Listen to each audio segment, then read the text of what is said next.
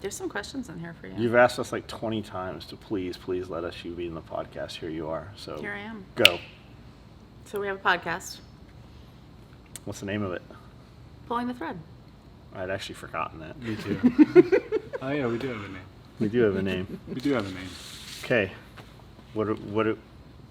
Well, you have questions. These are ours? This is Yeah, me? that's Okay. you. The other day I asked you to keep up motivational videos. Brother, you are crushing it. My day starts at my day, not my dad. Do you want me to read? You don't like my reading? Fuck. Just kidding. Right off the rip. Man. Okay, I'll start all over.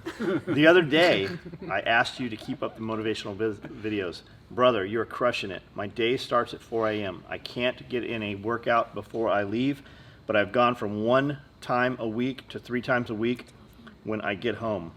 If you haven't already watched this, please, brother, watch this. I've been watching the videos about 6 years, and it pushes me. This is a link to a Jocko video. I watched it last night at 11 o'clock. It's a 2-minute video. It's pretty good. I've never met Jocko. I know some dudes that know Jocko. He was their boss. But yeah, I cannot remember for the life of me what Jocko said in that video. I think I actually sent you a link to it last night. So we can just cut that whole part out. Or we can also look it up real quick. Or Brando can look it up and insert that into the video. Zena can look it up and insert that into this when we Yeah, for sure. put it up. Leonard Fisher, John and crew, thanks for the videos. I make it so that I can only watch your videos while doing chores around the house. That's good. Like I play that game with myself. I'm like, man, I really got to pee. Okay, I've got to finish these 10 wallets. Or, man, I'm really hungry. Okay, I'm going to go work out before I let myself eat. Or, I stink. It's really her deodorant lack of. But I need a shower. Okay, well, I'm going to do this other thing before I'm allowed. I have to earn the shower. I have to earn the meal. Earn going to the bathroom, whatever it is. And I just find that it just pushes you to move with a little bit more urgency when you have to pee. So you just get things done a little bit quicker. Me. Oh, I just said the same thing to him. I always get something of value from your content. Not to sound like a broken record, but seriously, thank you to the crew for churning out the content. We get more and more comments like that. I send them to Brandel every day. We get somebody emails saying something to that effect, and it's cool. We definitely like seeing that. That's I think everybody wants to help someone or be appreciated or be shown that the time and effort that they put into something is beneficial to somebody. So we love seeing those. K-Ot. Terribly Tactical says, always coming through with solid advice and motivation. You are to blame for me getting a lot of work done, even when I didn't feel up to it or it had been a long day. I thank you and find. Oh, they're fiending for the next video. Fiend for the next video. He actually did say fiend. Yeah, it wasn't a typo. I said I'll take that blame. Isn't that really what we all want? Recognition, credit, appreciation. It's really fucking me up that I wrote these in here. Colin Simpson. On a day I don't have to work, no one is making me do anything. This video made me get out of bed and do more shit in 20 minutes than I would have done without it. Well, that's good. I'll take that. Just curious what the FTP on the door. Of course, I think fuck the police, but I don't see this. I don't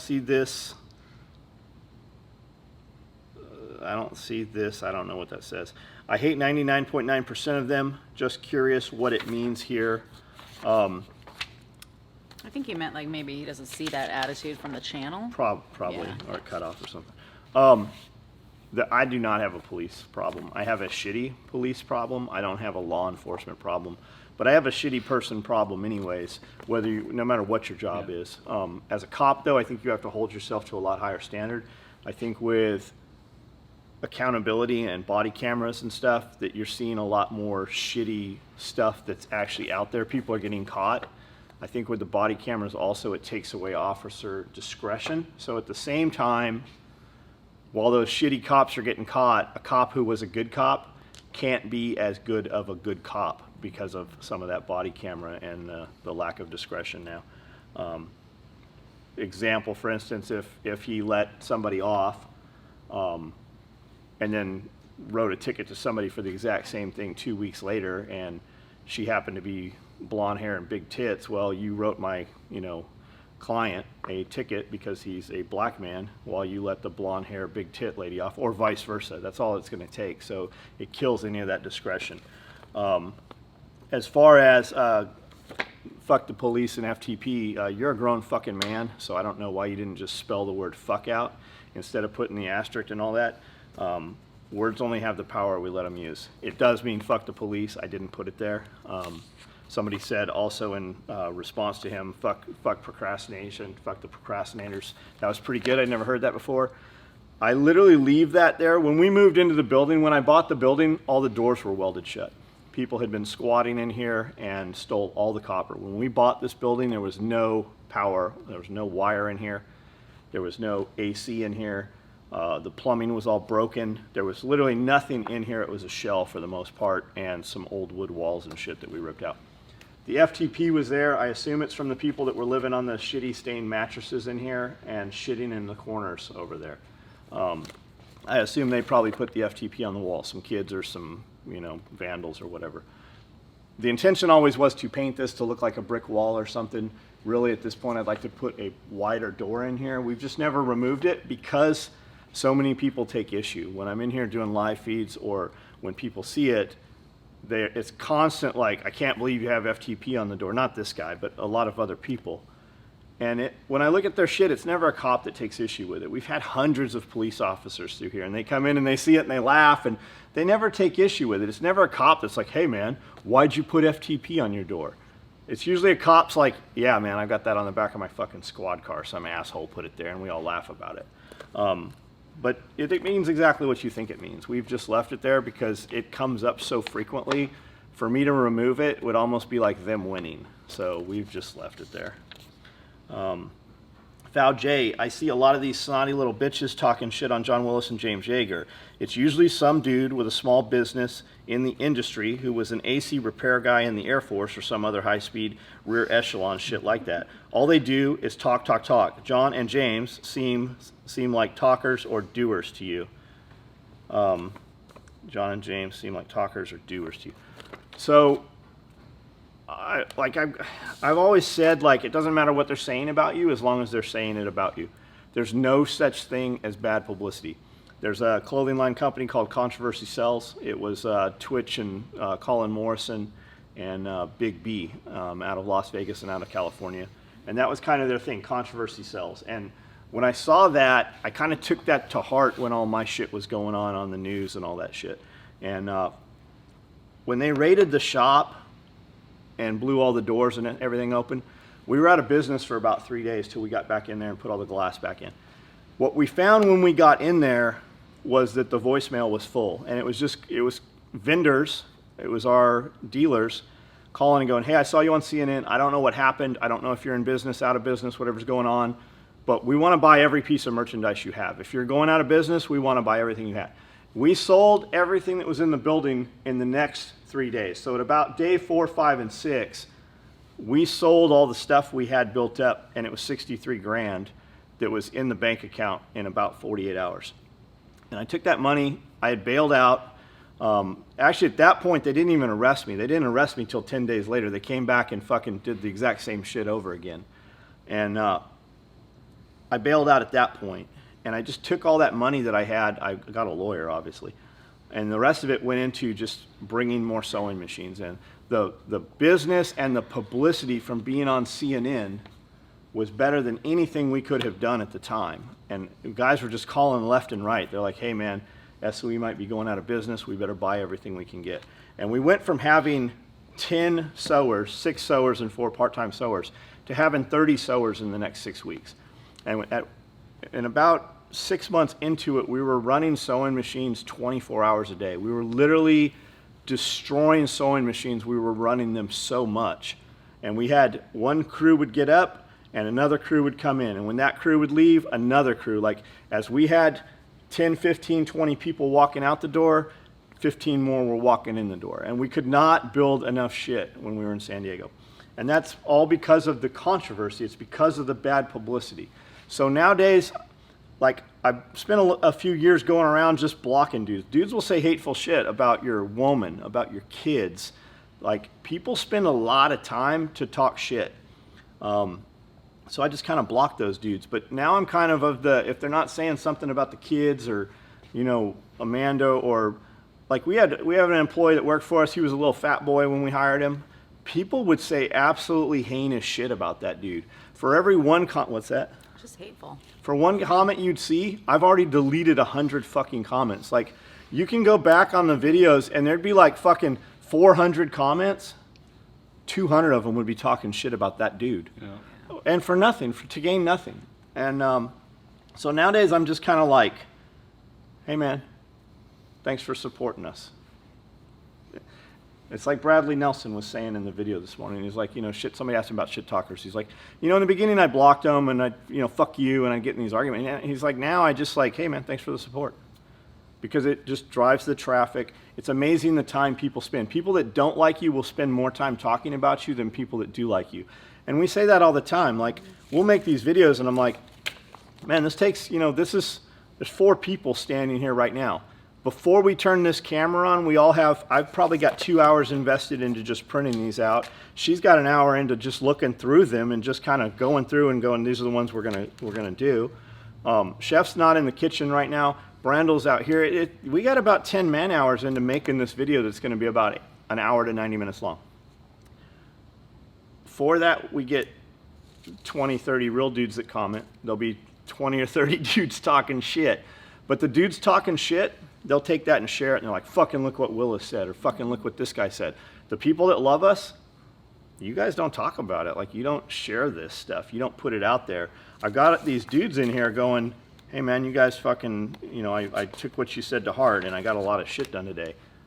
Unfortunately, those dudes that are doing good shit, they're busy doing good shit. They're not out there on social media going, hey, check this out. I did all this stuff today, and this was the catalyst to it. This dude was out there at 4 in the morning in the dark, and I heard his video at 5 when I got up, and you know what? He's right. I got a lot of shit done today. They don't talk about it. It's always the other dudes talking.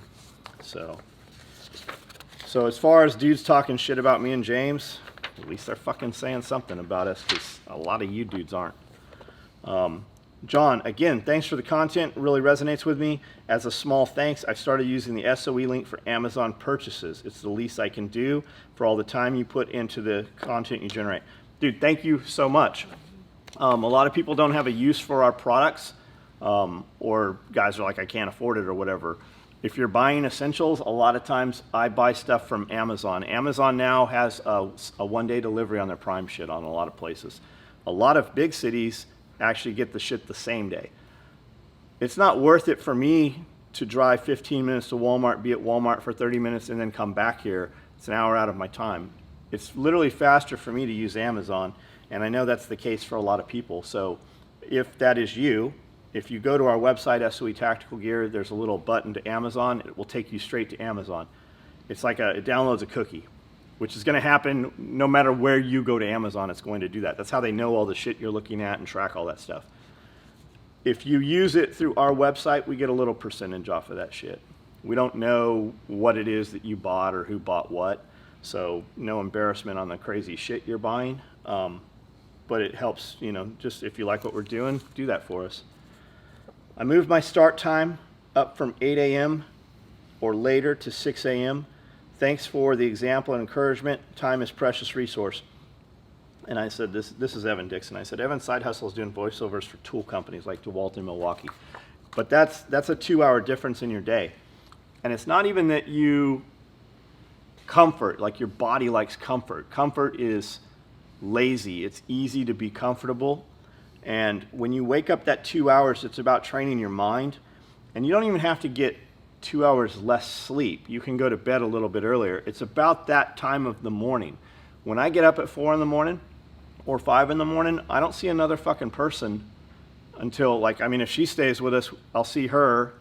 But for the most part, like when I get up in the morning, I don't see anybody else. And even her and I and Amanda, when we go to the gym, we don't even really talk much. Like, we go to the gym and get the fucking task done, and we get back here, and then we're back on point doing our shit. That's an extra 2 to 3 hours out of the day that we get all that shit done before we even see another fucking person. So you get a lot more stuff done in that time than if it was in the middle of the day, for instance. There's just so much other things to do when it's nice outside or in the middle of the day and emails are coming through, and you just, it's easier to be distracted. But that time in the morning, that sweet spot in the morning from 5, 6, 7, man, if you can use that time and start utilizing that time, I just move a lot quicker. I get a lot more shit done in less time in those hours. Aaron Holland said, I've had plenty of bad luck in my life. 50% was legit out of my control, but if I had been smarter and more prepared for the other 50, I would have cut the amount of shit I dealt with. That's it exactly, right? It's like you have money. Most people live paycheck to paycheck. You have money coming in, and everything is fine. You can make your car payment, you can make your rent payment, you can pay your cable bill, you can pay your gas, electric, and water until something happens that is out of your control. Because when that thing that happens out of your control, your car breaks down, you get sick, you miss work, whatever it is, that kind of throws a wrench into the whole thing.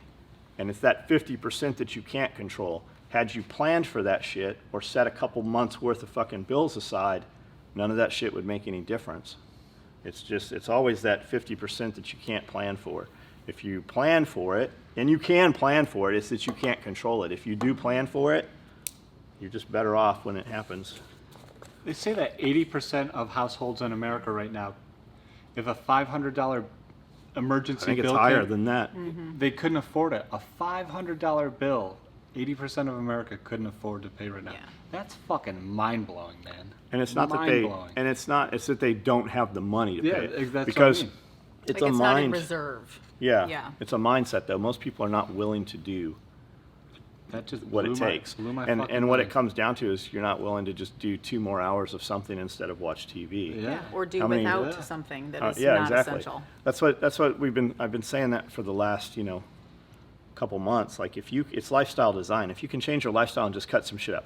If you cut the cable television off, if you cut off those, we're all paying a lot of bills for shit that we don't even use.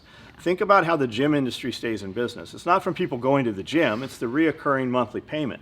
If you cut all that bullshit off that you're just not using on a monthly basis, you'd be surprised how much money adds up. It's several $100s. Now, if you take some shit that you do use and cut some of that shit off also, if you can live in a little bit of discomfort or inconvenience along with that, that money builds up really fast. Like, a lot of shit can happen. It's just people have never truly been hungry. They don't know what your body can or can't do. They can't fathom that you can. There's whole videos on dudes that live in fucking storage lockers. Go rent a house in fucking Nashville. What's it cost as a roommate in Nashville? $500, $700? Yeah, and that's, that's That's if you're not even lucky. your house. That's just Yeah. you're renting a room, Yeah. plus you're paying part of the shit. Imagine if you just fucking cut that off. I mean, everybody talks about camping and small home and shit. There's a lot of videos of dudes just living in fucking storage lockers for $200 a month. That means they don't have cable, they don't have fucking electric, they don't have fucking water, they don't have rent. All that shit, you can sock away a lot of fucking money that way. And when you have money, that money will become more money if you do something. And even if you don't do anything with it and you just put it someplace almost static, like a savings account, I mean, you're going to low make growth. Yeah. Yeah, you make something on it. William Pinney. What's up, William?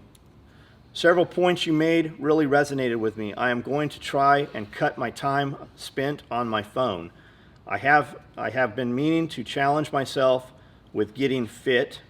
It's just so much easier to sit on my ass and be comfortable. I get it, man.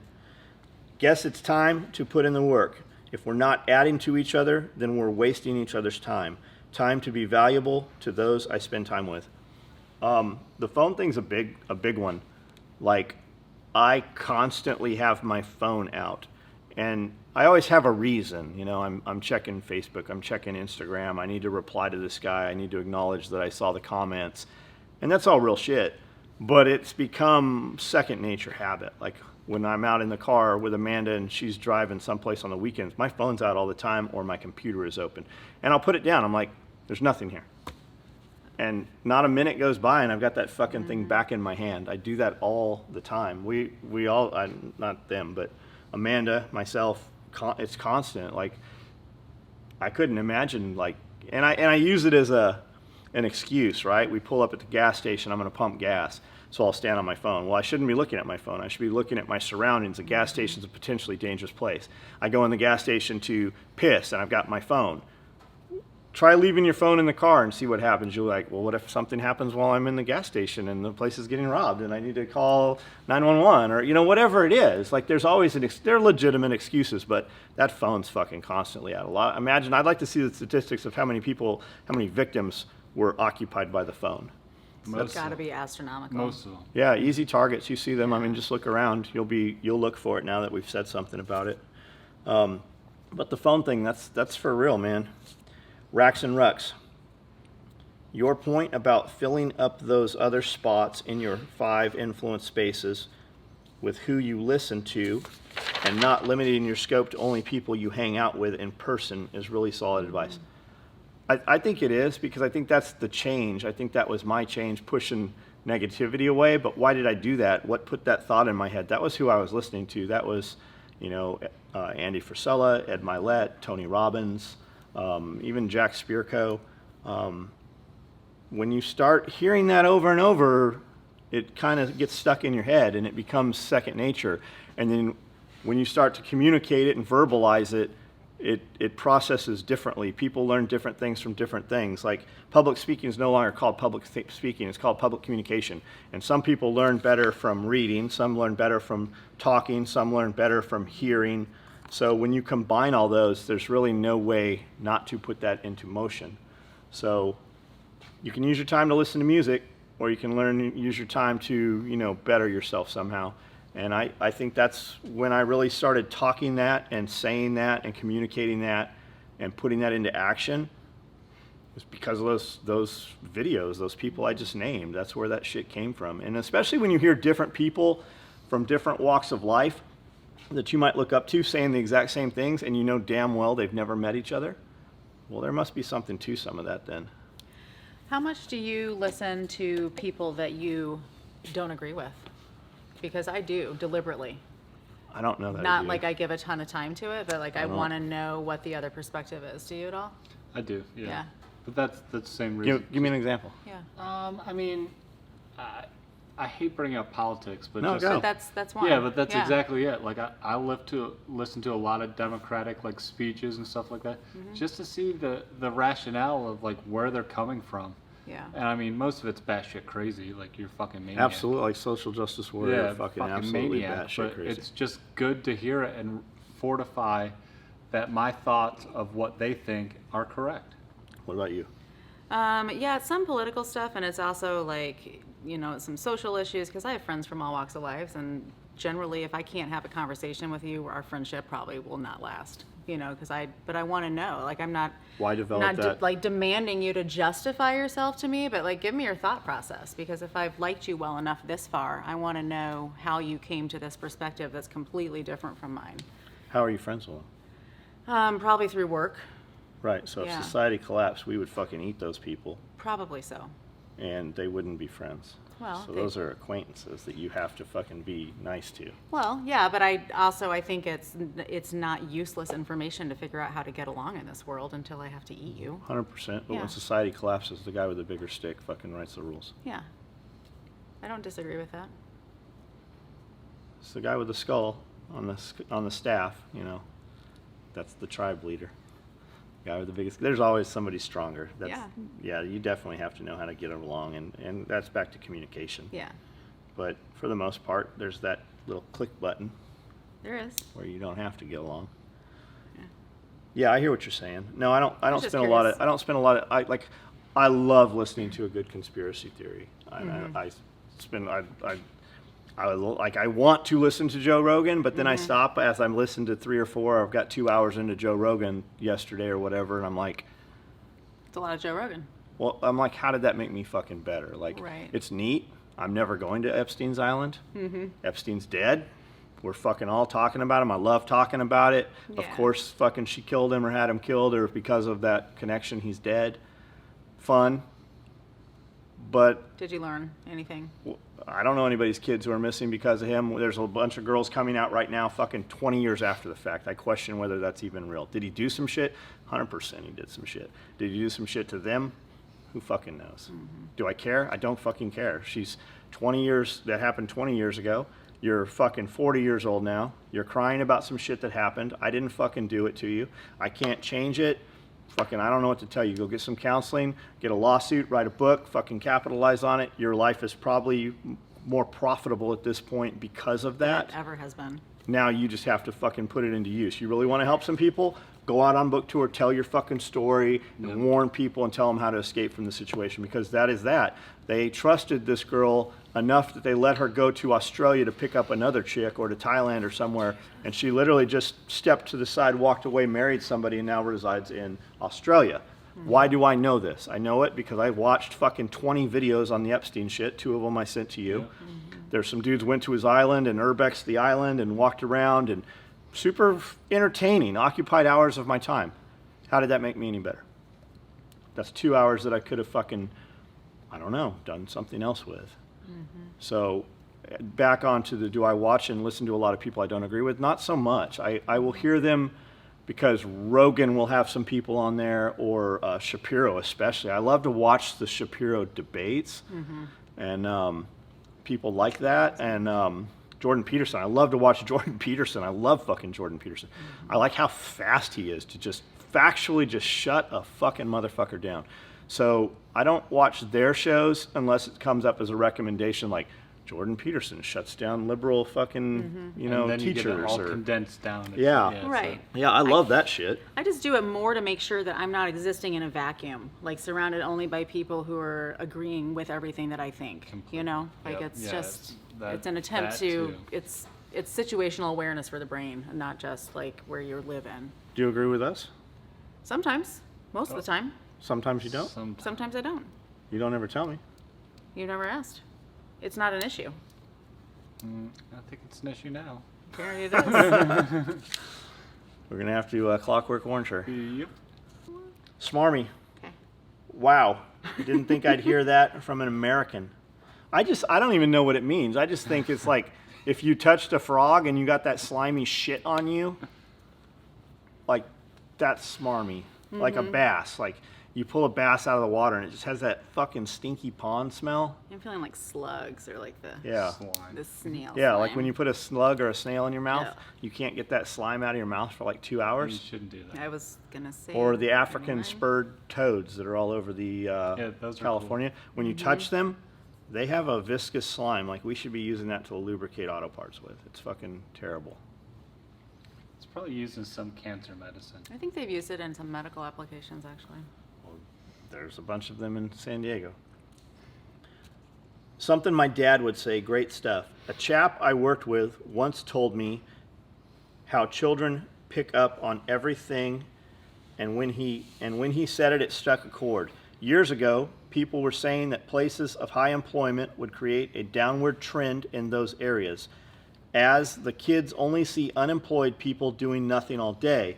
For them, that is normal, and there we have the ghettos. Glorious video. I think there's definitely truth in that, right? Because welfare recipient parents, especially like single mother families where the father's not present and there's only one person in the house, i.e., single mother, drawing a check, doing nothing, living in the projects. We've torn down most of those high-rise projects and shit like that.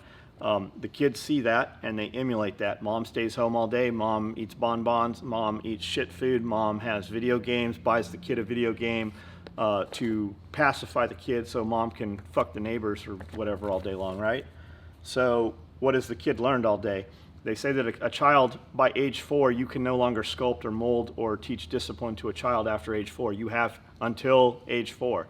If you have not accomplished it in that time, the kid is not going to learn those habits without drastic intervention. Jordan Peterson says something to that effect. Rich Dad, Poor Dad. Is that Rich Dad, Poor Dad? That's not. That's somebody else. but- Ayasaki or Yeah. whatever. Yeah, His wife has Peterson references it a lot though. His wife has some really good shit to say too. We're all too quick to call the new face a friend. Just because they have a common interest doesn't mean they have your best interest in mind.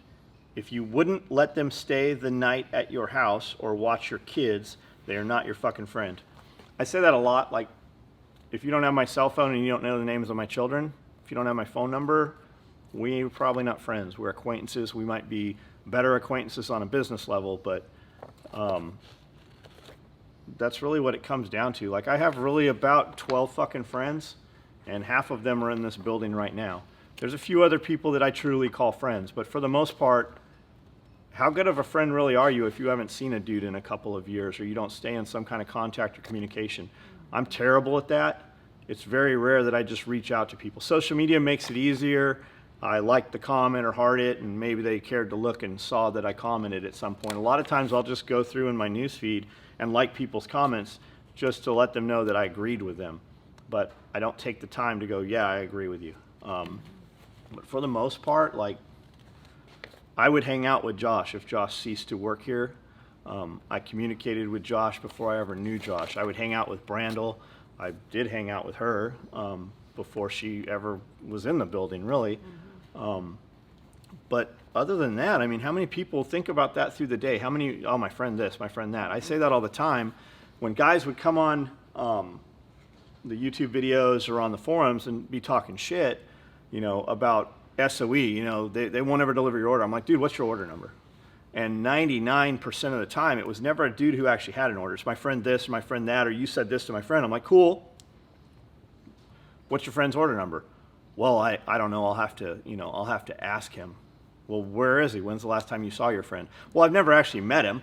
Well, then why the fuck are you calling him a friend? Well, he's in this group I'm in, and, you know, we have this thing in common, and we're in this AR-15 group, and so you've never met your friend. His name is LaFonda. LaFonda. At that point. That's the thing. Like, Yeah. that's what I always said. You could take people in the SOE groups, and you could snatch up 100 of us, gas us, snatch us up. We wake up like fucking Saw the next morning in a building or whatever. We'd look around. We would recognize each other. You take these dudes out of these fucking groups and forums and snatch them up, none of them would have any fucking clue why they're there other than they're fat, middle-aged dudes who probably are gun owners. Like, that's like where it ends. But they're so fast to call each other friends. If you see somebody in one of our groups or communities or saying friend, for the most part, like, we've shook hands, we've looked at each other in the eye, fucking they've been in this building before. That doesn't necessarily mean friend, but language has been changed. Like, we have changed language fucking hugely in the last decade, and with social media, it's continuing to change. So you're right, man. Just be careful who you call a friend. It means something different than what we are so fast to say nowadays. Disruptive machine. Once you get past your basic needs, air, water, food, etc., you start getting into our needs as pack animals. What Maslow calls a need for esteem, Tony Robbins calls a need for significance. I've always said, those who don't do shit to be significant will go start shit to be significant. It is tough to find real, genuine people to be around.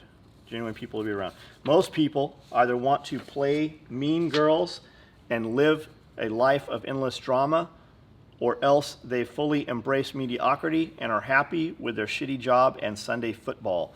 At the top of that hierarchy of needs is self-actualization, full utilization of potential as a human. 99.9% of people won't ever get close to that. On a lighter note, those coins sound very cool. I'm all about a secret society life. # first rule of Fight Club. That's Neil. I always say that when I talk about real dudes. I always know that when he posts, it's going to be something meaningful and real. And that's very much that thing. People like ask me about football. I'm like, I don't play games. You're not going to see me bowling. You're not going to see me doing darts. I don't know the name of the fucking football team. I don't even know. Does Nashville even have a football team? Titans. Yeah, I only know that because they valet when I fucking valet at the mall. They put my cars in front of theirs. I don't know. I don't have time for bullshit. There's always something more to do. People are like, what do you like to do? Fucking doing it. Like, look around. That's what I like to do. That's what I do. What you're doing is creating that for yourself. Self-actualization. Yeah, you're self-actualizing. I guess. I mean, I just fucking figured out a way to take what I like to do. I mean, what did I like to do 10 years ago? I like to go to REI.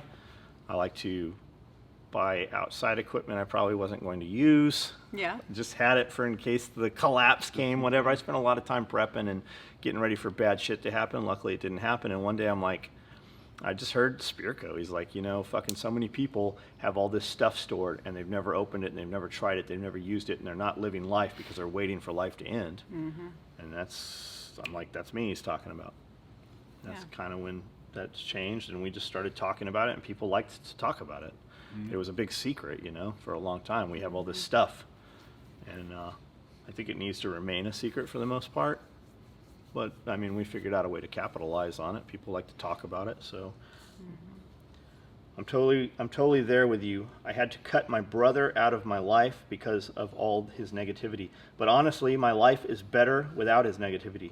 Still, it sucks having to cut family out of your life and all the associated benefits that family brings. How many times can you let somebody fuck everything up for you, or put you in danger, or the possibility of danger? How many times can you do that? What kind of relationship did you have with your brother? Did you grow up until you were 20 years old and everything was great, and then he got a girlfriend and then she got hooked on heroin, so he did too, and now he's not the same person? Or was he just some dude you just like the idea of having a brother? Were you really close with him? I mean, there's a lot of variables there, but the fact is, for you to be better, you had to cut that shit off. No matter how much you want him around or you like the idea of it, he is not, there's a werewolf there. Whatever the cause of that is, I don't know what the problem with your brother is, but it's like a drug addict. You can meet some chick and she's totally fucking awesome and everything's great, and then a year later she's, on meth or whatever. That's a fucking wild animal in there. And that can come back at any time. There can be any trigger.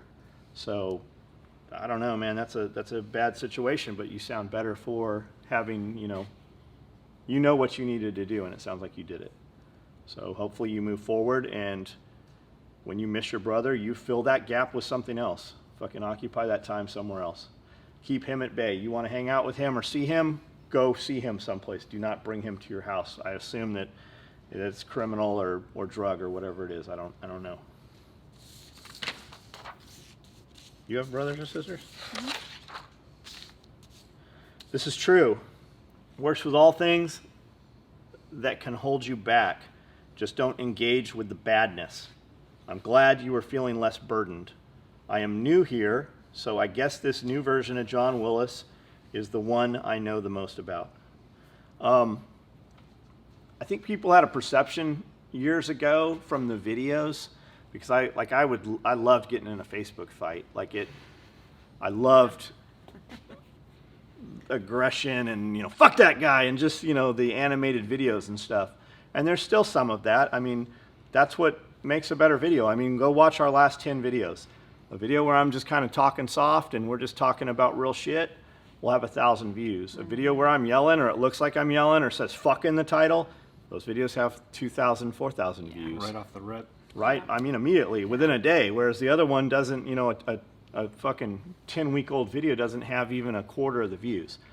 That's what people want to see. Now, when we would do that, when I'd have some guy be an asshole, I would be like, we got a live one, because that always translated to money. We could take that, and I would kind of poke and prod those guys a little bit. And I think that's where most of that perception comes from. So we'd have somebody talk shit, and I'd be like, hey, fucko, your order's never coming. I've canceled and refunded your order. And they're like, you can't fucking talk to me. And they go talk a bunch of shit on the internet. I would take their post and I would share it on my social media, and then it would become some fight. Some forum that didn't like us would talk shit about me doing it. They'd come over and say some shit, and all these guys would say some shit. What it did is it spiked the algorithms. It spiked the traffic, so it put it in front of a lot of people that didn't know us. And people like a train wreck. They love to watch that fucking accident. It's why traffic on the freeway, when there should be no traffic on, at noon on Saturday, but it took you an hour to drive 1 mile, and you get up there and there's not even an accident. It's just some lady on the side of the road with a flat tire. Because people are looking for that train wreck. All we did was help create that train wreck a little bit. And when the guy felt wronged about it, he would go out and say something shitty, and I would share his post.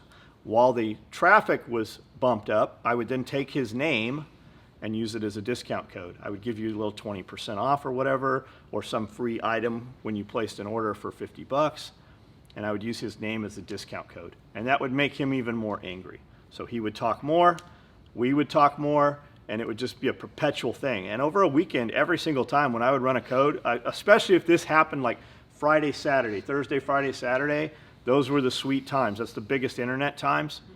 It was good for 10 grand Friday night every fucking time I did it. I bought this building off of that shit. I bought the cars off of bullshit like that. So there was definitely, it was working. There was a reward to doing it, and I kept doing it. Facebook algorithms have changed a little bit. I've bored with some of that stuff. I guess I just kind of grew up a little bit. Dudes were telling me, they're like, man, as soon as you push negativity away, good things will start happening. And I'm like, fuck you. Who are you to give me advice? I just wasn't ready to hear what they were telling me. I didn't hear it. Like, you can hear the exact same thing from 10 people. The presentation will be a little different, or the inflection will be a little different, and you'll just, one will stick, you know? Yep. We all heard, like, I grew up in the Baptist church. I was at church fucking 3-4 times a week. My dad was a preacher. And they're teaching you the same shit. They're telling you, you know, do what's right, follow the rules, do all the shit, you know, good versus evil. It's just presented in a different manner. It's not, it's the age and the presentation. I was not ready to accept that. Whereas it was really the MFCEO podcast. It was Andy Frisella's podcast. And guys told me for years, they're like, this dude sounds like you. You're going to like him. You should listen to him. And I'm like, I don't have time for fucking bullshit podcasts. I'm not listening to podcasts. And it was actually Nick, man. Nick told me fucking a dozen times over 6 months, you should listen to this. And finally, he sent me a link to one of them. And why did I listen to it? Because it had fuck in the title. The same reason we do it. The same reason.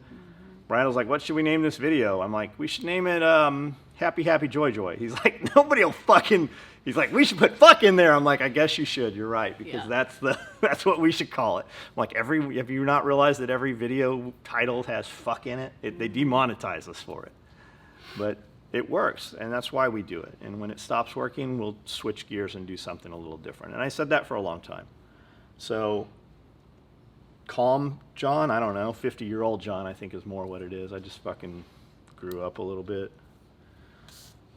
Josh Blanchard. I've taken this advice to heart and flipped it. I have been doing my best to be one of those who is not toxic. The one who tries to motivate and pushes others to be their best. It's amazing to watch my energy change around me. With all the positive energy, it synergizes and pushes me to make my best better. It took me no extra energy to be unconcerned with toxic people, but to remain not toxic myself. Considering how contrarian it is to just be positive and self-motivated, people notice. How people react to the energy is what I noticed, and they get treated accordingly. I think there's definitely something to that. Got to take care of yourself, though. The stronger you are, the stronger you're going to be able to be for other people. If you give something to everybody and you try to stand everybody up, you are never going to grow yourself. I'm not saying that you're not, Josh. You've done fucking amazing things. You've got your nursing degree now. You're working. Shit, you just got back from Korea. I heard you were going to run for president. I heard you're taking over North Korea. I thought that's what I heard. What's that Korean I also band? heard that. BTS? Yeah. I heard that you were going to be one of the holograms for BTS. I heard that you were actually signing and handwriting the letters for BTS. I mean, you're doing amazing things, Josh. So cool.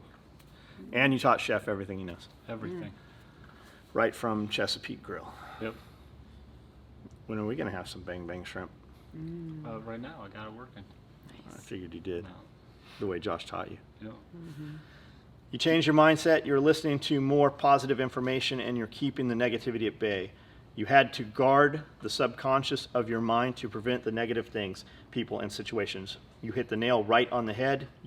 You become like the people you hang around. Les Brown calls it mind virus. You will be like those ones you hang around. Yeah, Les Brown for sure. I say Ed Milet, Tony Robbins, Les Brown, you know, was before all those guys. Obviously, they were listening to somebody, and that's where all that came from. 100%. You make it yourself. I call it contagious. He calls it mind virus. I'd never heard mind virus, but same thing, right? Makes sense. Everybody's contagious. You're going to catch something from everyone. So fucking make sure they have something you want to catch, because you're going to get it. And now it's your turn. Great. I thought you were going to do all this. I offered. All right. She offered until the time came. D. Newman. Suggestion for a podcast topic, and you can maybe briefly address this and we'll talk about it later. How do you feel about Instagram announcing they want to start hiding likes on posts so that you can only see how many likes you're getting, but nobody else, like me following your account, won't be able to see what your like count is? Instagram said this is to counter cyberbullying and to create a less pressurized environment where people feel comfortable expressing themselves. Hold on. How does that remove or fucking feed into cyberbullying? We only got 2 likes.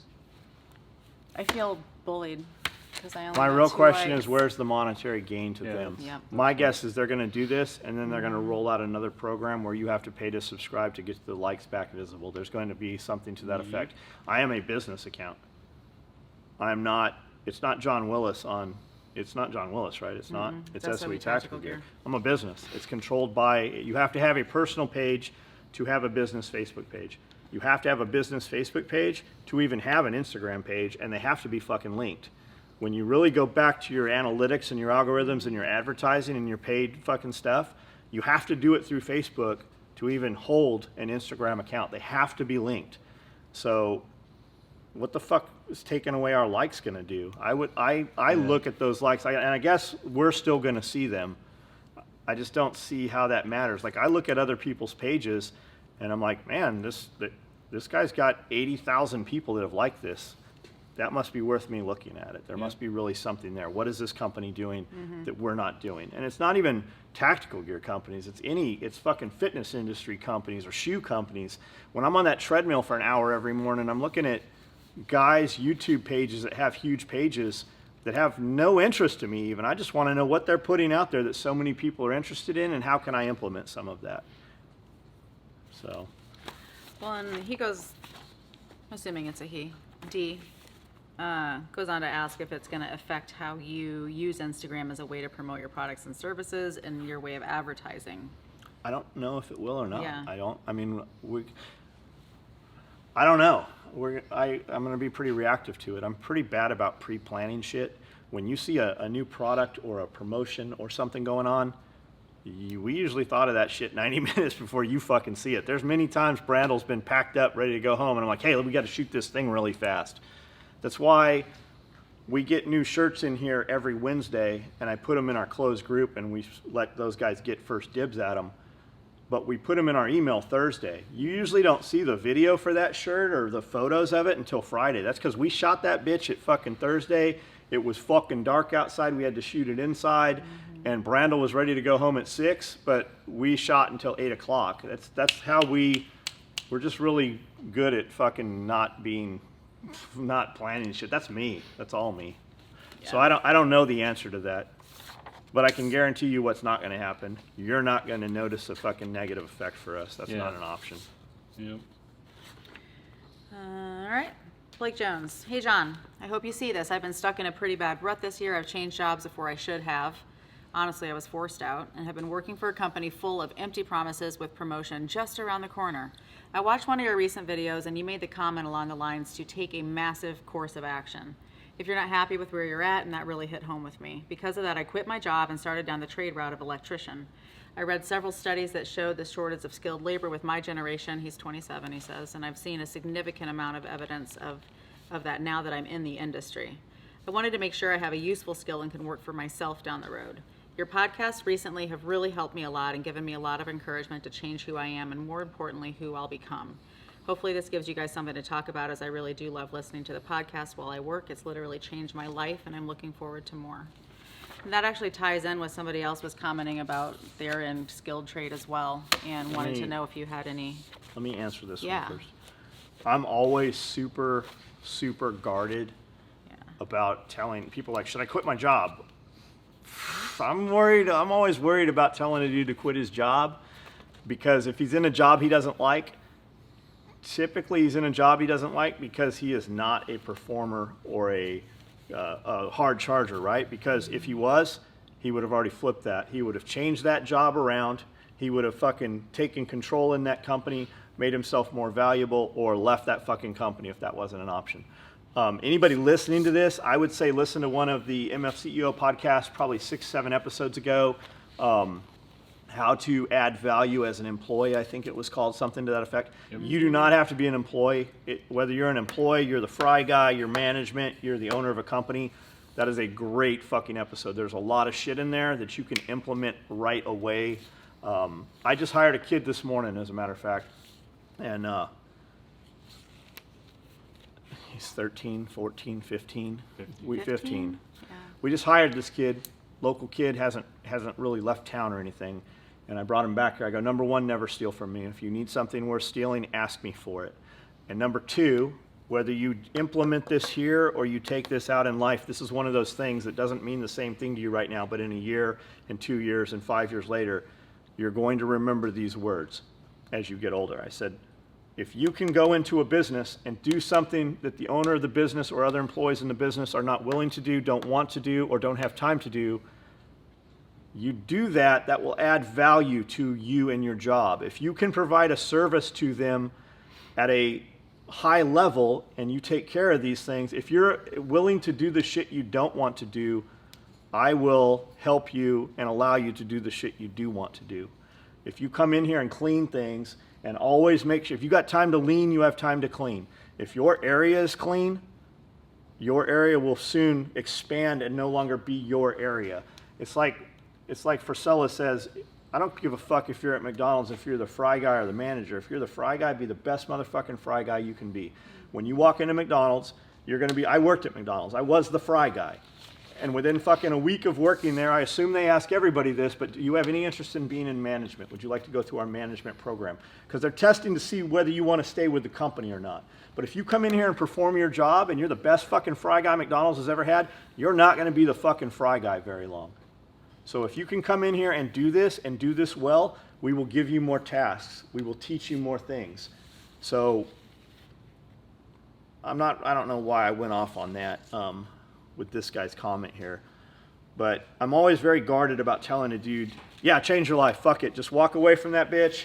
She don't love you. Fucking kick the dog on the way out the door. Somebody else will raise your kids. That's what I'm worried about. Like, that's not what I mean when I say that shit. You have responsibilities. What I mean is sleep a little less, sleep a little faster, get up a little bit fucking earlier. When you're not sure what to do, always fucking do something.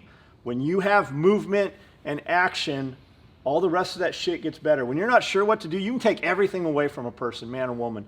Lock them in a fucking cage. You cannot take away their ability to work out. And when you do, endorphins release, movement starts happening. Lance likes to say, movement is, he's got some little rhyme. Motion is lotion. Yeah. It lubricates the joints. The pain goes away. Things get easier. All the movements become easier. And it really does. It affects your fucking mind. A video popped up from 3 years ago last night that I watched. I thought I was in the garage at the old building because I was sitting on some cases of gas cans. And we were talking about snakes and stuff. And it was Scully, me, and Tyler. Holy shit, I was fat 3 years ago. With all the change and the progress, I kind of went back to the gym back there. Was that a catalyst to it and that kind of led to the other? I don't know, but it all definitely goes hand in hand. That is awesome that you are getting a trade. College is definitely not from everybody. Every doctor and lawyer needs a fucking dude on that trash truck picking that trash up. They need a dude that can come in. If you have a skill, if you're a doctor, but you can cut and measure and fucking drive nails and build some shit, no matter what happens, if your hand got crushed, you still got the other, whatever, you can't be a surgeon anymore. If you have a skill that you can provide, a service, if you can do something that other people don't want to do or stuff that other people can't do, you will always have the ability to make money. And that's the thing. Sleep less, sleep faster, fucking use that time. Most dudes who are in a funk, they're not moving. They're home, they come home, and they sit down on the couch, and that fucking television comes on. When that television comes on, shitty food comes out. When you're moving, you're not watching TV as much. You're more cognizant of what you're eating because you just fucking put the effort and the time in. The other shit happens. I've hired a lot of kids. I've hired a lot of dudes because I saw them at the gym every fucking time I was there. I approach them. I'm like, what do you do for work? If you can get here to work on you every day, I assume you can probably get to fucking work on time also. So there's definitely something to that, man. Fucking good on you. The other thing too, when you say fuck it and walk away from all of it, you walk away from that weekly check or whatever it is, you're going to fucking make it or you're going to fail big time because you have no option to, you have to go make money. Mm-hmm. That was kind of the thing. Like when I came home from prison, I've said that a lot of times, like you could take everything away from me right now. We could burn this shit down and you could drop me fucking naked in New York Park. By the end of the day, within an hour, I'm going to have some fucking clothes. By the end of the day, I'm going to have a place to fucking hide and sleep. By the end of the week, I'm going to have transportation. And by the end of the fucking year, I'm going to have $1 million again. That's not a thought. That's not a fucking guess. Like, that's a fucking given. Like, we're going to do that shit. It's already been proven. I've done it more than once. It's just, that's how it is. You're either going to fucking do shit or you're not going to do shit. And it sounds like this dude's going to do some shit. What was the... So the thing you were saying about movement, like if you're actually just walking left, right, that marching rhythm, there's studies that show that actually helps connect your left and right brain so your thought and your emotion can get together and you can be moving with better purpose and more clarity. Where do we put the wires in your head to monitor that? Not telling. They just do. I think we should put like a little glass panel in there so we can... See the Keep an eye. monkeys? Yeah. Can Cut away. See Yeah, the hamsters I think spinning so. up there? All right. What was the Votech guy? Matthew Cressley. John, do the local high schools have VOTEC programs like in terms of automotive or welding? They could at least give the local kids that weren't college bound a trade coming out of high school. I have a business degree that I've never used and recently graduated an apprenticeship program as a journeyman maritime fitter, and it opened all kinds of opportunities for me. College is overrated. It's all about certifications and mastering a valuable trade. It allows you to name your price in the job market. 100%. Yeah. We do have a Voc program. Yeah. Pretty impressive here, actually. It's about half of the high school. It's carpentry, framing. It's not like cabinets you're making and shit. It's framing stuff, metal work, some minor like CNC stuff. That's where Cody took an interest in auto shop and CNC programming. We sent him to 2-year trade school. He went to the TN in Chattanooga, went to the CNC programming competitions and stuff, TCAP. Okay, TCAP. Excelled there, loved it. I just paid him enough to come back in here and fucking do this instead of that. You will probably see us do some other mediums sometime in the future. Yeah, we should probably go to this school and talk to them about having a job program or something, like almost like a prison work release program for the kids. That's what we had. You could leave school 2 periods early if you actually went to a job. Yeah, I'm surprised. Like, we have Carhartt here in town, and they hire 50 to 100 people at a time and then lay 60 off the next week. I'm surprised that there is not a program like that we could poach from. And maybe there is, and I'm just not aware of it. Back to this other dude, too, like talking about movement and going to the gym, and then this guy talking about how many doors open when he went to this. It's about networking. You just have to be where there are people working. There's a lot of times when we've had really good servers in a restaurant. Hey, Brad, what do you do other than this? I mean, obviously, this isn't your full-time gig. Why are you here in Nashville? Well, I write songs and I work for this, video producer guy. Oh, you're a video guy? We're always looking for video guys. Like, we've hired people just because they, the way they carried themselves and did good service. Super, super elite people, when you talk to them, they really don't know a whole lot about the world. They are super, super elite people and remain in those clubs and those groups through networking.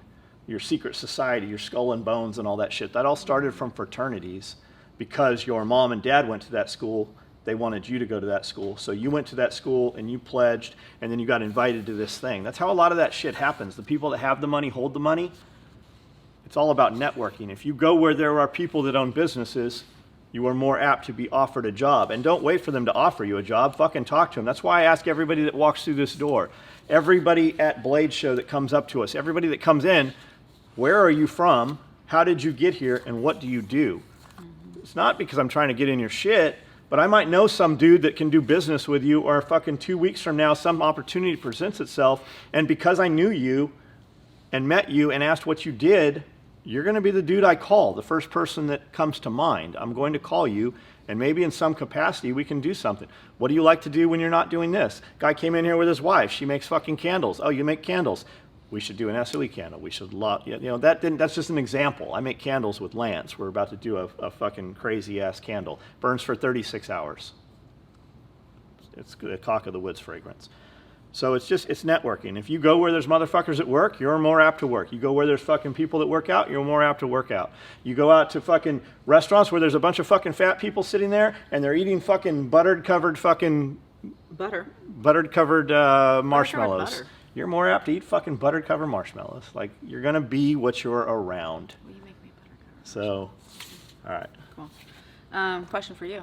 What? Do you cook at home, or are you sick of it by then? I used Austin wants to know.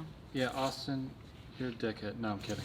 Austin, I do cook at home. I used to do it a lot more. I am lucky that my fiance has stepped up because I don't have a lot of energy anymore. So she does a lot of cooking at home now. So I just kind of sit back and. You've been together 28, 29 years? 19 years. Mm-hmm. How the fuck's that fiance? You I know know, what right? fiance translates to in French? No. The one I'm fucking now. Yep. That's You didn't know correct. I knew French, did you? That, we. I thought you had to learn. I thought that all the high-end cooking academies you had It to speak is. French. Not speak it, but it's based Food around French. Yeah. What about Food the French. Bradley Cooper movie Bradley Cooper? where he was a chef? Isn't that Bradley Cooper? Who's the Limitless guy? Yeah, that's Bradley Cooper, right? I don't know. The chef. Yeah, I think that's what it's called, right? Chef? Yeah, I don't know. I loved that movie. Is that It how is the okay. industry is? Yeah, sure. Is it or not? I mean, it's some restaurants. I mean, like Applebee's is not like that. Like strippers, they're not really like that. On Yeah. stage, they have that stripper look, but at home, they just look like normal, haggard Girls, housewives. Yeah. Yep. Yeah. Like, Yes. so the illusion's not, is that really the industry of chefing? Yeah. Like, you have this illusion that they're super clean, but really they're just all chain smokers and use a lot of cocaine? Yes. Yes. Off of the Yes. toilets, yeah. And That filthy. blew my mind until my friend Arian told me he was a sous chef. I don't remember where he was. He's like, yeah, they all use cocaine. I'm like, what? He's like, yes, everybody in the fucking kitchen It's is a- using, because you're there Yeah. fucking 18 Yeah. hours out of the That's day, and you right. go home and Yeah. sleep for 4, and you got to be back in Yep. there. And it's hot and it's brutal and it's miserable and every holiday that everybody is off having fun, you're grinding it out in a hot kitchen with. How sustainable is it to work in that industry in a high-end, like high-speed restaurant like that, and actually be able to do that for any length of time? If you're good, you're worth your weight in gold. So, you know, I've had multiple cooks work underneath me that have moved from job to job with me. So So you just take them with there in your Rolodex. Yep, yep. So I don't know. It is sustainable, but it's a dead end job when it comes down to it. Even owners of restaurants, I mean, a good restaurant makes 8% profit. Like, that's fucking garbage, man. You can get a savings account that'll make more than that. You know what I mean? So, and it's high overhead, food's expensive, it's perishable, staffing's unreal. It's terrible. Yeah, taxes are ridiculous. Liquor board licensing, food licensing. I mean, you're at such a freaking, you're in such a hard spot to make money. It's really, really hard. The whole business is hard.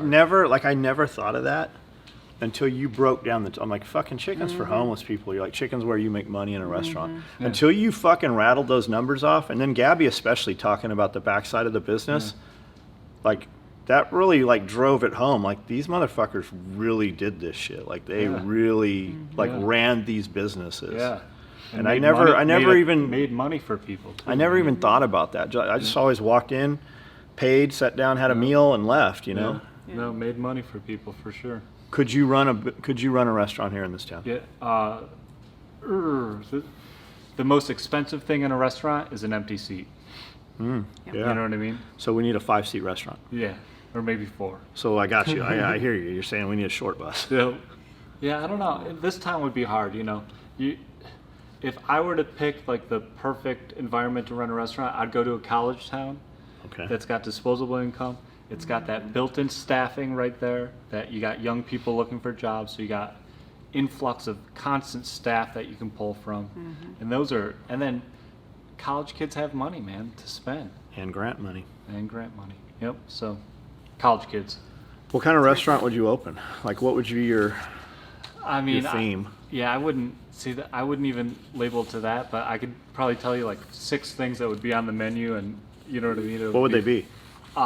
You'd do fried calamari and a Caesar salad, and just like think of classic stupid American shit. And guess why they're on every single menu? Because buy them. Yeah, because people buy them. Grilled cheese sandwich. Yep. I was involved with this Wolfgang Puck restaurant that opened up in Crystal's Mall in Vegas, and they wanted to do super high-end French restaurant. Yeah, that shit lasted 2 months. Cut the menu. They had bone marrow and all sorts of crazy shit on the menu. Yeah, 2 months. Pizzas, Caesar salad, fried calamari. Yeah, that shit didn't fly. And that's in Vegas where you're kind of excited. But it's I was at a Wolfgang Puck restaurant in Vegas, and I remember I didn't know a lot about nice food. I knew steak and lobster, and we were in there and ordered some pumpkin soup or something. Mm-hmm. And it was a neat open restaurant, like you were in the casino. They had a back part of it, and I ordered a bunch of shit just because I wanted to try all this food, and it was really good. But I don't remember why the fuck I even started down this avenue.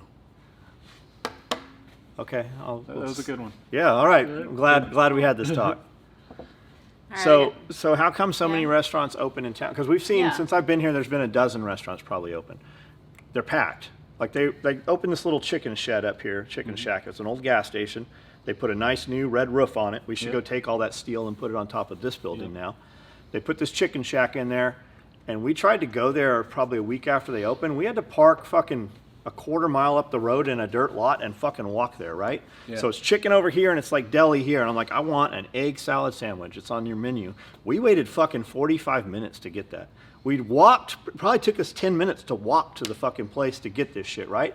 So I'm looking, and this place is fucking packed. I'm like, man, these guys are really gonna fucking make it. Yeah. Holy fuck. They don't have enough parking. And they have 99 drumsticks on the menu. So Friday comes, I go back down there, I'm like, I'm gonna buy chicken for everybody. I'm gonna come in here and we're just gonna buy some chicken. I come in, I would like 99 drumsticks. She's like, oh, we have to pre-order that. I'm like, okay, I'll take 99 pieces of any kind of chicken you have. Oh, well, we don't have 99 pieces of chicken. Period. And I had seen that morning, Whole Food, U.S. Foods was there. U.S. Foods or Cisco was there, right? Because I noticed on the way back to the post office a couple days later, it was a different food truck. And the word was getting out from the employees that they didn't pay that account. So they had to switch food trucks. So there was some nonsense. Dude, they didn't last 6 weeks. Yep. But at initial opening, you're like, holy shit, man, where are these fucking people coming from? But that's what's always happened, man. Yeah. It just didn't last. 87% of restaurants in America fail within the first year. Yet everybody has a dream to be fucking in a restaurant. Yeah, anyone that says they want to open a restaurant has never worked in a restaurant. Well, just take all your money and put it on the table and let's light it on fire, because that's pretty much what you're going to fucking do. We've done that with a lot of these ventures. Yeah. But if you don't have enough capital to float that restaurant for 1 year, literally making no dollars and no cents, you shouldn't open the restaurant. Or you just put it in a school bus. School bus might be better. I think that's our concept. We do like a school bus, kind of like soup kitchen line. Yep. We can grill cheese on an engine block. Yep. We can boil, we can fry eggs on concrete. Baked potatoes, yep. Yeah, like hobo style, like train cooking. Yep. We can get a train car put out here for almost nothing. We just fucking put some little bench seats in there. There's all these churches around. We take all those church pews. Yeah. Perfect. I like it. What's your dream job? I think you just nailed it. What is it really though? An Like go back 20 years ago. What'd you want to be when you grew up? assassin. Well, I still want to be an assassin. I think you'd be good at Assassin's Creed. Yep. I want to be the dude from the Dracula movie with the Mummy, the new Mummy with Tom Cruise. Okay. I haven't seen it. Dr. Jekyll and Mr. Hyde's office, where he has all those glass cases with all those assassin weapons from around the world and all those skulls of vampires and shit. That's what I want to be. I just want to wake up every morning and go sit in that office. I don't really want to have to do anything. I just want that. I'm kind of on the way to that. Yeah, you're working your way there. That was the catalyst. That was the change. That movie. Yeah. What did you really want to be? No, I mean, that was like legitimately. You're really super good at being Yeah. evasive about Yeah. anything about you. Very assassiny. Yeah, that's what I think when I see her. Yeah, totally. So she flipped it. She's like, I'm going to be a doctor instead. Yeah, Just going to save motherfuckers after I kill Yep. them. yeah. All right. Evan Dixon says that he's really digging the lounge set. John, what would you say are some of the products you've built over the years that you're proudest of? Man, I think What's in your SOE Hall of fucking Fame? hands down 12 gauge micro. That shit, the 12 gauge micro. Amanda and Cody were taking fighting shotgun a weekend from now. This is back, I don't know, 10 years ago, 8 years ago. We needed some way to carry shotgun rounds. Everybody typically just put them in a cargo pocket or a spent mag pouch. So you had a bunch of loose shotgun shells in there. Best case scenario, they had a semi kind of rigid box. You put a box of 25 in there, so they were kind of indexed. But through running around and moving and shit, those shells, you would have to not only pull them out and fish them into the gun, you would have to index them because they were left or right, upside down, whatever. You just grabbed a handful of these things. So I set out to make something with cards, which we now make. We make Velcro tear-off cards that go on the side of the gun. I took those and kind of Velcroed them to a panel. That was kind of the start. And then I made a pouch to kind of hold them to where they would rip out.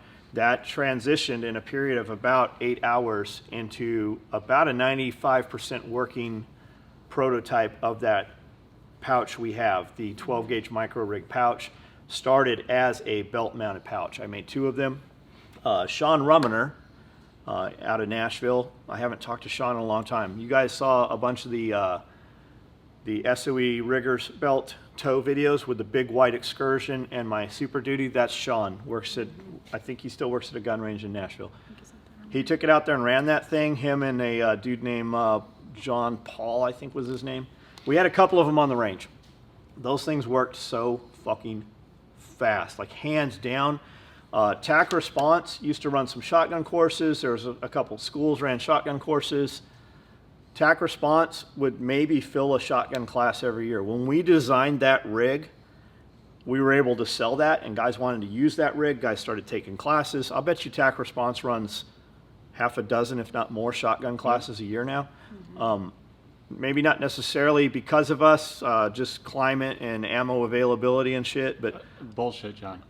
80%, 90% of those guys are all rocking fucking Yeah. shotgun rigs. man, Yeah, those they are. rigs, that was hands down. absolutely are. There's some companies out there that have tried to copy it. There's some companies that have kind of dumbed it down. There is a company out there fucking stitch for stitch copying it and manufacturing it in fucking China somewhere. Complete shit. I would love for you to go buy that shitty rig, and then when it fails, buy our real rig, and then do some honest comparisons of them. There's a company out there that literally copied stitch for stitch our cop rig. Buy it. Go buy it. That'd be great. That's probably the one. Yeah. That really is probably we've done a lot of cool shit, but a lot of it's just kind of like a change on something else we already did. That was literally that was really the big innovator. I don't really see a lot of innovation in the industry. We've done so much over the last 3 decades, not just us, other companies. Any innovation in the industry now, it's not anything that anybody did. It's working with materials and laser and shit. That's really, boy, it is fucking cold right Yeah, here. a You draft cold? keeps coming through every once in a while. Yeah, I feel it. It's chilly.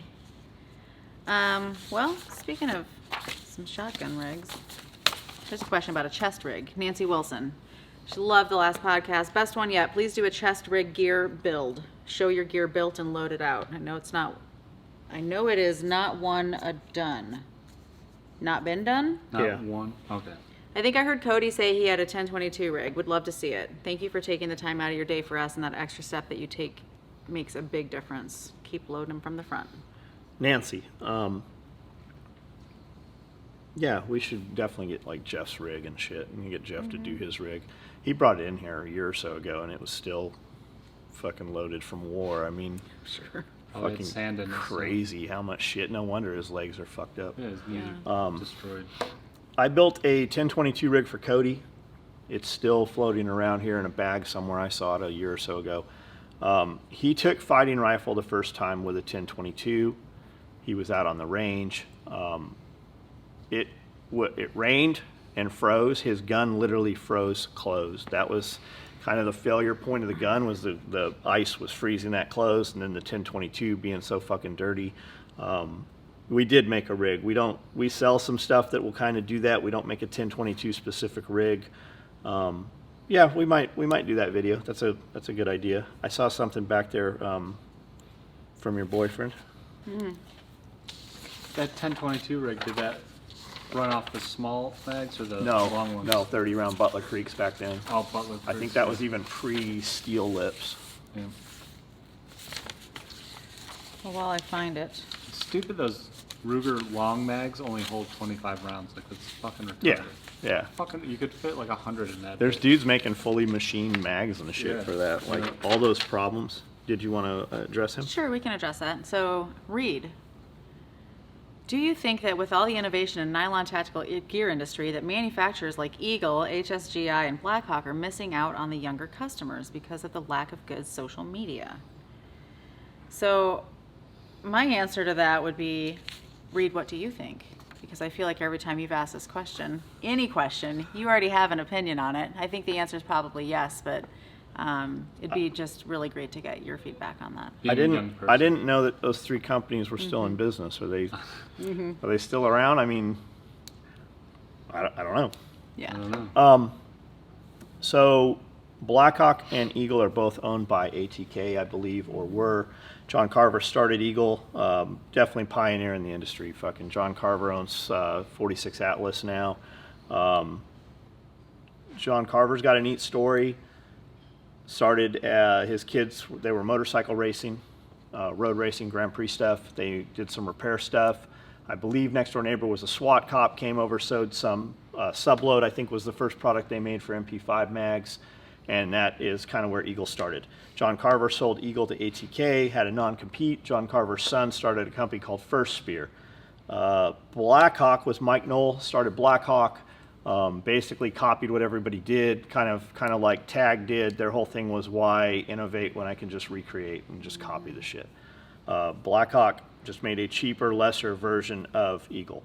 Eagle made all the very compliant stuff for the Marine Corps. Blackhawk had the offshore stuff. Nowadays, I have no idea. I think they are still both in business. Their social media is very lacking. You did not name London Bridge, who really was a custom sew shop for Dev Group on the East Coast. That's really what they did. They've done some super neat shit. They have LBX, which is kind of their other line. Just like Tac Taylor has Grey Ghost, that's kind of their Mexican line. Just like Tag had Shellback Tactical, that was kind of their Mexico line. Dude, I don't know, Reed. I don't see them on social media. I have no fucking idea. Are they? I don't know. So, maybe? But it's not just young people that are, Yeah. you know what I mean? Like, it's everybody. If you're not in social media, you're fucking losing out. I mean, I'm fucking 50 years old. I'm on social media probably as much as you are, Reed. Reed, you want to make money? Speaking of electrical engineers and shit, Reed is going to be an electrical engineer. Reed will tell us he's going to be an electrician, but Mom is never going to go for that. Reed is going to be a fucking electrical engineer. He's supposed to be going to Ole Miss for 2 years or move out the fucking house. You want to make money, Reed? I told you this already, and you're asking me questions that make me think that you're heading kind of that direction. Frisella said the same thing. Content creation. Come in and teach people how to make fucking content, because Brandel doesn't have time to do it. She doesn't have time to do it. Dudes doing it are fucking doing it. Frisella will tell you, when he hired Tyler, he stood over his shoulder. He goes, I didn't know how to do it, but I knew what I wanted in the video and I knew what I didn't want in the video. And now Tyler Hagel has 5 people working under him. If you can create a company that comes into companies and teaches people how to be that person, that's a multi-billion-dollar industry that does not exist yet. Take it also, targeted marketing. Learn how to do targeted marketing. Rather than watching, I don't know, SpongeBob SquarePants or whatever it is you guys watch, when you turn that shit off, get on YouTube. How to beat the algorithms on Instagram. Pop that in there. Targeted marketing on Facebook. Pop that in there. You learn that shit, that's a license to fucking steal, because I don't have time to do it. I'm busy doing this shit. If you can come in here and go, hey, and I get emails all the time. Hey, John, I checked out your Facebook page. Really? You checked out my Facebook page? Because you just had my company name wrong. Like, it's not whatever the fuck you called it. You spelled it wrong. I don't want a dude in India. I don't care how fucking good they are. I want a kid here in the United States. A white guy, a black guy, a fucking Indian dude. I don't give a shit if you're fucking a dude with a fucking vagina. If you come in here and can do this fucking job, when you contact me, show me something. You want my fucking attention? Show me something you did. I had a dude walk in my shop. Hey, I can do your website. I'm like, yeah, I'm good, man. We kind of had a website. My friend Josh Rummerfeld had did. This dude's like, I can do a website. I can do a website. And he said, I don't remember telling him. He's like, dude, you were so fucking mean to me. You told me, fuck you. You're never doing our website. Get the fuck out of my office. I don't remember that. Maybe that happened. He came into the office 6 months or so later and had some friends with him and occupied my office manager, Lene. Got her attention. I don't know where the fuck I was, what I was doing. I was in the back room over where Strider was, I think. When I came back up front, this dude was on my computer. And I'm like, what the fuck are you doing in my office? And on my computer was a web. He's like, I just wanted to get your attention. I built this website for you. I'm like, get the fuck out of here. And as I'm walking past, I'm like, hold on. You got my fucking attention. Show me. He built a website that moved and did some shit that nobody's website did back then. This guy fucking took the time, put this out. I go, how long did it take you to build this? He goes, I built it last night. I'm like, holy shit. That dude had my attention. Learn how to do something and then do something. Give them some fucking value, show them some proof. I get 100 emails a day, people telling me that they can up my sales by 100% and all they want is 5% or whatever it is, right? You want to do something? You want to do targeted marketing? Go do some tests. Run a mock-up. Run some shit with these keywords that you're going to use, some hashtags or whatever it is. Find my demographics. I make a tool roll, a tactical tool roll, right? A wrench roll. Market that to some Jeep guys. Market that to some fucking tow truck guys. Market that to some Toyota owners. Market that to some Chevy big rigs and overland guys. Do that targeted marketing. Show me what my demographics are. Where should we be pushing these ads? Let's run some test ads. Texas, California, where are my off-road guys at? Where are my big tow truck industries at? Run those marketing. What's the demographics? Do I want to market just to males or are there females in the business? There's way more males. What's the average owner-operator? He's 35 to 55 years old. He owns a house. What value of house do I want to target that to? Learn those things. The people will pay you. If you can come in and if my sales every day are $5,000 and you can take them to $10,000, I'll give you 5% of that. I'll give you 10, whatever it is the fuck you're asking for. Those people will pay that. And they can't do what you can do because if they could, they'd already be doing it. It's not that they can't, it's that people are lazy. And if you can come in and give me a lot more money for a piece of it and it's only going to take you fucking 3 hours to set it up and 30 minutes of maintenance a month, that's free fucking money. That's a license to steal. If you can do that 100 times over or 1,000 times over a period of 3 years, that's a lot of fucking money for doing nothing with no consumable. And you're using my money for the marketing budget. You have access to my backside. That's fucking free money. Go learn that shit, Reed. Make yourself, you asked me a bunch of questions about Mom's website. You already knew my answer. See, Reed's a smart fucking kid. Yes. Reed, I know enough to know that Reed knows more than me about things. I know that when Reed's asking me a question, he already knows the fucking answer to it, especially if it's a point blank answer. I'm just like, my general answer is, I don't know, tell me. You already know, you tell me. And he knows because he researched it. He looked into this. He's very interested in this industry. So make yourself valuable in this industry and then own part of this industry. Yeah, you don't have to be a spectator. Yeah. You just need to stop chasing fucking people's dreams that aren't yours. All right. Jonathan Odell, he has a couple questions in regards to the Advantage Max 4 HD pattern that you use on some of the gear you make. Did you know there's an HD5? I didn't either until Reed told me last night. Yeah, me neither. That's real. Thanks, Reed. Thanks, Reed. So he's got that in the day pack, and he wants to know how do I go about ordering smaller accessories like a National Coffee Day pouch or a Nalgene koozie in that pattern. He's in love with this pattern. Do you have any plans on using any of the other hunting patterns like mossy oak or other real trees? Man, I'm totally gonna fuck myself with this. We can cut it We out have later. we'll just put it out. We have a secret menu. I'm not going to tell you how to use the secret menu. If you want smaller items in that Max 4, a pattern you know we definitely have, just send me an email. You just give me a list and do it all in one email. Bullet points, as few words as possible. Heard your podcast. I want some Max 4 HD shit. Here's the list of items I want, 1, 2, 3, 4, and then give me quantities of those items. I'll reply back, hey, we're gonna build these. As we build them, I'll send you an email, tell you they're on the website. I'll give you a couple hours to order them before putting them out on social media. You better be ready to buy them.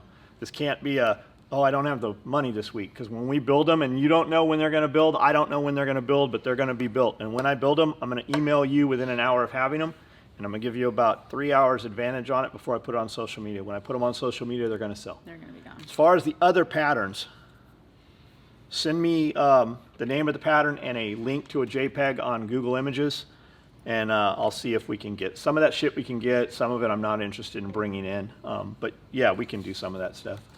Okay. How's our time right now? Yeah, how are we doing? An hour and 32 minutes. We're good. We'll do one more, and then we'll just save the ones others for next. All right, Jeff Zarge. Speaking about the double wide crossbody bag, has the idea of a double wide tool bag ever pop up?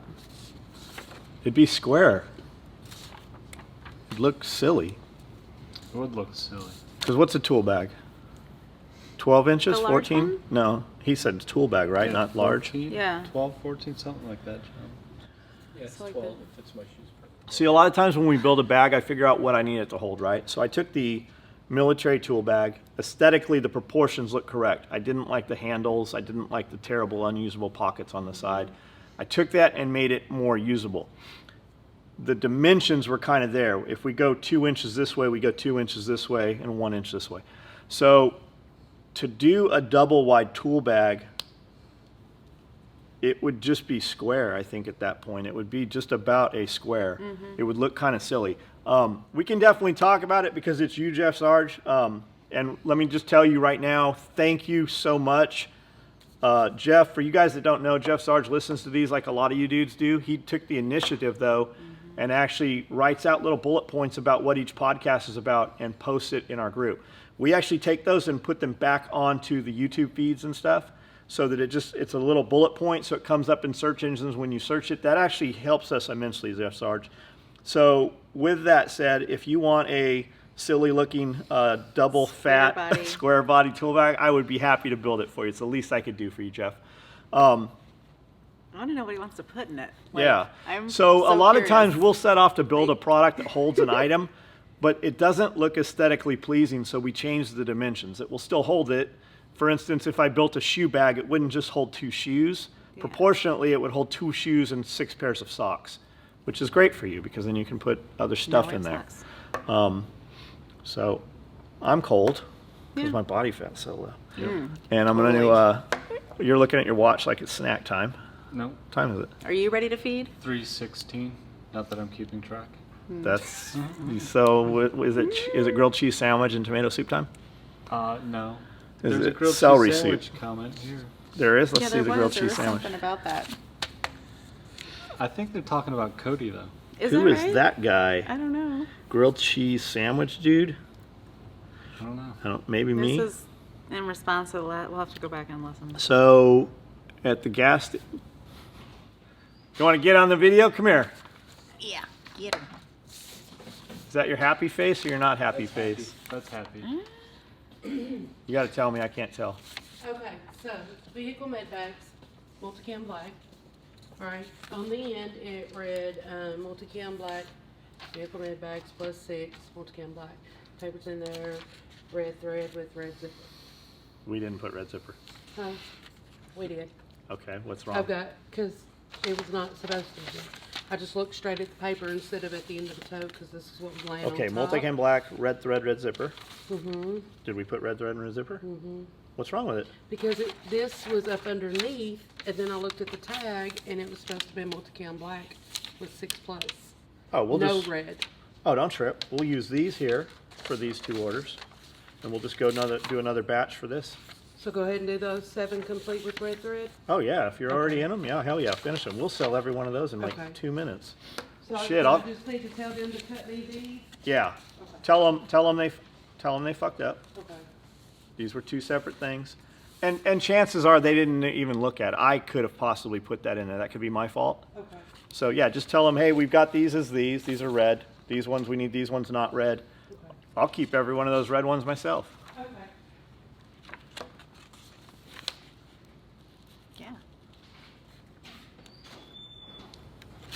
That's the boss out there. That's who really runs shit. I'm scared of her. You should be scared of her. I know. We need pugil sticks. I don't know what that is. Those giant foam Q-tips, and you walk across the water and you fucking bat each other. What's What it are they called? Pugil sticks. I've never heard of that before. Me neither. Gladiator? Or foam nunchucks. Foam nunchucks is cool. You could still lose an eye. I'd probably, somebody Yeah, get you their eye break, put out. break someone's skull. But right now, I feel like the pond probably is a little ice on top, but you could fall right through the ice. Yeah, it's gonna be that bad. We can ice skate on that hot tub out there. It's melting. Oh. No, it's not. The fucking sun is melting it. It is freezing right here. There's Yeah, no but the way. sun is melting That means it. tomorrow it's going to be at least 6 inches ice. We can totally ice skate there. I'll bring my skates, man. They're Don't- white. Don't laugh. You better have some fucking skates. Yeah, man, ice skates. I'll go get some roller skates. That'll work. I feel like you probably have roller skates. I don't. I'll bet Amanda has some. I bet she does. That's what I'm Yeah. getting her for Christmas. Barbie roller skates. Yeah. I did grow up rolling skating though. I did too. I Yeah. broke this arm, and the day that I got this cast off, they went in and they took this cast off and put one on this arm. Yep. Oh, fuck. Roller skating. I was really good at it. Sounds it. All right, grilled cheese sandwiches. Oh, No grilled so cheese. he's talking about the sushi bar. Let's plug the sushi bar real quick. Yeah, Just yeah. tell guys. If you are in Camden, you have to try gas station sushi. I know we have this stigma about gas station sushi. Normally we Actually, the don't. most healthiest people in the world eat at gas stations because the bacteria and things that happen at gas stations build up an immunity into your body. That's why Brandel is so. Something. He's a specimen. You look like a high level CrossFitter is really what you look like. Like you look fucking pretty jacked. I could CrossFit. I'll bet you can. You look like you kip a lot. I'll bet you can do like no-handed push-ups like Scrappy Zohan. I feel like the CrossFit is So, like a dance move that I don't know. The guys next door, the gas station, terrible management over there. It was fucking horrible. I really thought they were out of business. I think they lived at the gas station for a while. Anyways, one day there's just a fuck ton of cars over there, and I'm seeing movement and new bodies and shit. And I'm like, there's all of a sudden change in management. So we duck in there. Jeff and I go over there. I just want to introduce myself. It's a dude that owned a restaurant here. And he's like, we're going to make sushi. I'm like, yeah, okay, whatever. Okay. Dude was super nice. I literally just went over to say, hey, we're your neighbor. Anything we can do for you? And it was cool. So we started hearing that they're making sushi. And it piqued my curiosity enough. I'm like, we have to go see what this is. And he has some kids there. His son works there, and another kid works there who we have hired part-time. And they make sushi Thursday, Friday, Saturday, Sunday. They make sushi good enough that I've been there probably a dozen times now. I actually call my order in. They make me some sushi with no rice. They use a cucumber wrap on it. The food is good. The service is good. Those kids in there are fucking smiling every time you walk in there. Like good energy, good vibe, good food. They do some cook stuff. Anyways, it was a Wednesday night or something, and I wanted some sushi. They're not serving sushi. I'm like, let's just go over there, see what they have. So I ordered everything they have. I ordered a pulled pork sandwich. I ordered a 3 grilled cheese sandwich. I got some kind of chicken sandwich. I got something else, and Amanda got something. And I ate all that shit. And I'm like, okay, I'm going to go back to the shop. I'm going to work out. I'm going to get all this work done. And I came back here, and I was fucking useless after eating all those sandwiches. I'm pretty sure I fell asleep at the sewing machine with my head down. That's what the cheese sandwich is about. So Chef has me completely fucked up. He makes this special little grilled cheese sandwiches and cuts the crust off and uses cookie cutters. So I have like heart-shaped grilled cheese sandwiches. And then he makes a soup from scratch. He goes out and harvests the onions and the chives and the garlic from the forest, and he takes a pig out there and they smell out the truffles, and he fucking wrings the truffle juice out. Actually, he takes ranch dressing and puts tomato juice in it. Ketchup. Is that really what it is? And he makes a No. nice tomato bisque. What's the difference between bisque and soup? Bisque usually has sherry in it. Sherry. So it's soup with booze. Yep. Do you boil the sherry off? Can you get drunk Yeah, from it? no, you can't. It's burned off. Yep. Does bisque have cream? Cream. Yep. Yes. Cream and sherry. We were at. You'll think Lobster. this. You know what Denny's is? Of course. Oh yeah, you were in Vegas. I love Denny's. There's a YouTube channel with millions of views about just eating. This dude goes around eating at Denny's. No. So I'm with Mike, and we would go over there because it was like the only place open. And we had friends, we had girls that worked at the club up the road. So we'd go there after the club would close. And we're in there, and he orders some pie or something. She's like, would you like that? Would you like that a la mode? He's like, on fire? She's like, no, sir, that's flambe. Would you like that with ice cream? I'll have that a la mode and with ice cream. I just say that because it made me think of it. We would go to Original Pancake House. We would drive to Las Vegas to go to Original Pancake House. Come to find out, there was one 30 minutes south instead of driving all the way. Good, no. So we'd go to Green Valley Falls, Green Valley Casino? Green Valley Ranch. Green Valley Ranch Casino, when they'd first built that thing out in Henderson. And I still like Henderson. We used to go out there to the dry lake area, and we'd go out there, they were hot air ballooning, and they were all shooting machine guns, and they had the reserve hotel that was like a Africa theme. Yep. So we go over there and get this stuff, and we went there years and years later, like I don't know, last time we were in Vegas for SHOT Show, like 3-4 years ago. So we drive all the way out there, and we go to this place, and it's no longer that. It's a different, like, cafe now inside. It's not the Pancake House, but they have Banana Foster's French toast. And they fucking come out and pour some booze on there and light that bitch on fire.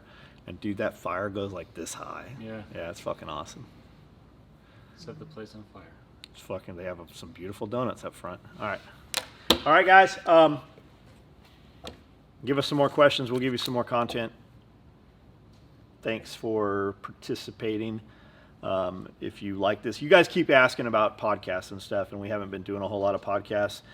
We are taking some of the other videos, though, and taking the audio tracks off of them and throwing them up. She put a half a dozen of them up there today, so they're just scheduled to load one a day. Just participate. You participate, and we'll keep doing this. And if you like what we're doing, you want to support us, check our stuff out at SOE Tactical Gear. We're getting a lot of people from different places that don't really know what we do. Which is great. That's awesome. If there's something we can do for you, definitely interact. We'll interact back. Get on our social media, Instagram, Facebook, MeWe. I try to answer most of those questions on there as well as on here. I usually talk to guys on the comments, especially the first day. YouTube they're not very good about telling us when we have comments after the first day. So I go back every now and then and look at the older videos. But if you have no use for our stuff, you can support us by going to our website, SOE Tactical Gear, and clicking the Amazon link. Everybody uses Amazon for the most part, and we get a little percentage off of that. So if you're buying adult diapers and weird shit, whatever, we're not going to know it. We won't. I was looking at him. Okay. I was thinking the other weird shit when I looked at you. So thanks, guys. Good one. Are you going to do the cheerleading thing you rehearsed? The cheerleading thing? I don't cheer. I don't cheer. That's not what I saw you doing earlier.